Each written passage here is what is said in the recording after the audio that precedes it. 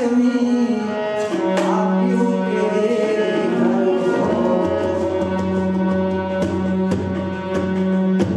कहना बा भैया बिटवा बिटिया बंगला गाड़ी ई सबके हो सका, लेकिन जहाँ संतों का समागम होता है, जहाँ पर भगवान की कथा होती है, ये सबको या हर एक को नहीं मिल सकता है, सबके लिए ये दुर्लभ है।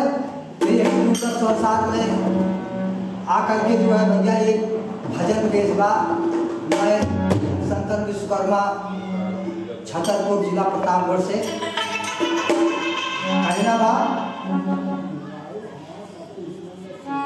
अरे तोरा पे राजी न